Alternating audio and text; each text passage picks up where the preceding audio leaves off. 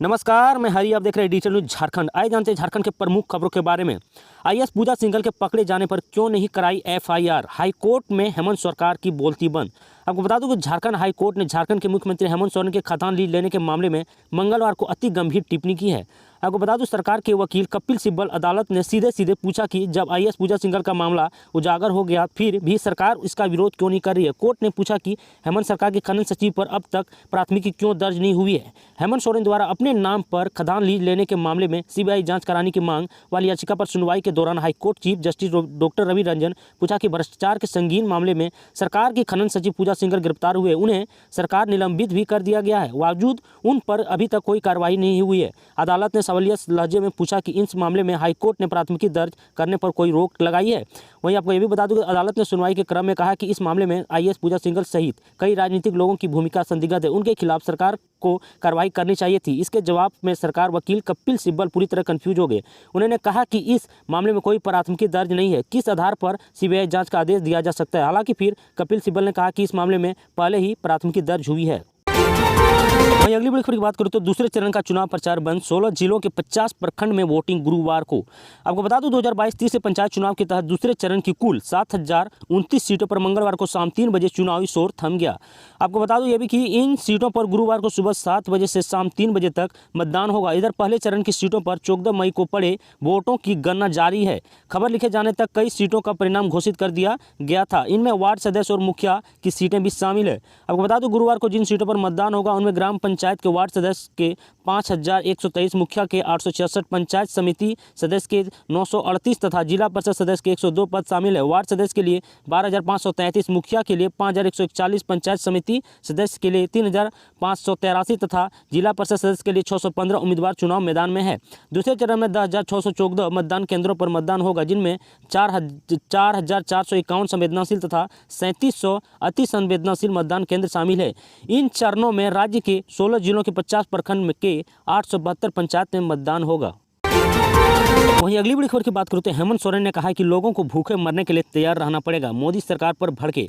आपको बता दूं झारखंड के मुख्यमंत्री हेमंत सोरेन ने मंगलवार को भाजपा पर पलटवार किया। खनन पट्टा मामले में सुनवाई और भाजपा द्वारा राज्य सरकार के खिलाफ आंदोलन पर उतरने संबंधी सवाल पर उन्होंने कहा है कि इन लोगों ने 20 साल में इतना खा लिया है कि इन्हें अचपच हो गया है। आपको यह भी बता दूं कि इसी को पचाने के लिए ये सड़क पर उतरे हैं और महंगाई के मुद्दे पर मुख्यमंत्री ने केंद्र सरकार की आलोचना की है। कहा है कि वर्ष 1998 से 99 के बाद महंगाई सबसे ज़्यादा तेज़ी से बढ़ी है। यह इतनी तेज़ी बढ़ रही है कि लोगों को भूखे मरने के लिए तैयार रहना पड़ेगा। वहीं अगली बड़ी खबर की बात करूं तो एनएम परीक्षा के लिए प्रवेश पत्र जारी करने का आदेश 20 से 28 मई तक होनी है।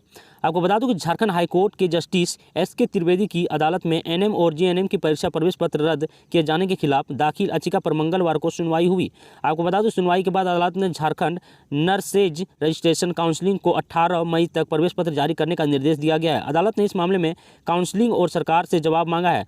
मामले में अगली सुनवाई 4 सप्ताह बाद होगी। आपको ये भी बता दूं कि इस संबंध में शिवम नर्सिंग कॉलेज देवघर की ओर से हाईकोर्ट में याचिका दाखिल की गई है। सुनवाई के दौरान अधिवक्ता रुपेश सिंह उपरमान परनाई अदालत के बताया कि 13 मई के नर्सेज रजिस्ट्रेशन काउंसिलिंग की ओर से एक आदेश निकालकर राज्य के 19 कॉलेज के छात्रों की परीक्षा प्रवेश पत्र को रद्द कर दिया गया है। इसमें कोई कारण नहीं बताया गया है। बिना कारण छात्रों की परीक्षा को से रोकना नैसर्गिक न्याय के खिलाफ है। आपको ये भी बता दूं कि ऐसे में काउंसिलिंग की यह शर्त लगाना कि सभी कॉलेज इस बात से शपथ पत्र काउंसिलिंग में जमा करेंगे कि भविष्य में यदि कोई गड़बड़ी पाई जाती है तो उनकी संबद्धता समाप्त कर दी जाएगी और कोई आपत्ति नहीं करेंगे। इसके पता चलता है कि काउंसिलिंग के पास परीक्षा प्रवेश पत्र रद्द करने का कोई कारण नहीं है। इसके बाद अदालत ने विद्यार्थियों के एनएम और जीएनएम की परीक्षा के लिए 18 तक प्रवेश पत्र जारी करने का निर्देश दिया है। बता दें कि 20 से 28 मई तक परीक्षा की तिथि निर्धारित है।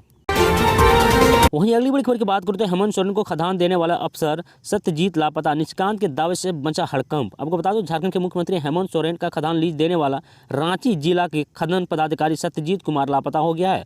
आपको ये भी बता दूं कि आज उसने अपनी नौकरी से इस्तीफा भी दे दिया है। भाजपा सांसद निशिकांत दुबे ने ट्वीट पर यह दावा किया है कि सियासी तूफान ला दिया है। भाजपा सांसद इस बयान के बाद झारखंड में सियासी भूचाल आ गया है। आपको ये भी बता दूं निशिकांत ने ट्वीट पर लिखा कि जानकारी के अनुसार मुख्यमंत्री हेमंत सोरेन के नाम पर माइनिंग देने वाले खनन प्रखंड पदाधिकारी सत्यजीत कुमार ने नौकरी से इस्तीफा दे दिया है, वह गायब हो गया है। यदि यह सही है तो परिवर्तनशील निदेशालय झारखंड पुलिस और आयकर विभाग को इनकी खोजबीन करनी चाहिए। भ्रष्टाचार संगीन आरोप में घिरी IAS अधिकारी पूजा सिंघल के ठिकाने पर छापेमारी के बाद से झारखंड मुख्यमंत्री हेमंत सोरेन पर बेहद आक्रामक रहे हैं। निशिकांत दुबे एक ट्वीट कर खलबली मचा दी है। आपको यह भी बता दूं कि निशिकांत ने अपने ट्वीट में लिखा है कि ई विनीत कौन है, बड़ा रसूखदार है, दरबार में गजबे तिलसिम है रे भाई। संभवत निशिकांत का यह ट्वीट हेमंत सोरेन का निशाना बनाकर लिखा गया है, जिसमें किसी विनीत नाम की शख्सियत का जिक्र करते हुए भाजपा सांसद ने दावा किया कि वह CM के दरबार में बड़ा रसूखदार है। निशिकांत ने इस पूरे मामले में इंद्रजाल से जोड़ते हुए गहरे भेद वाला तिलसिम बताया है। ऐसे ही अमेजिंग न्यूज जानने के लिए चैनल को सब्सक्राइब और वीडियो को लाइक अवश्य कर दें। आज के लिए इतना ही। जय हिंद, जय भारत, धन्यवाद।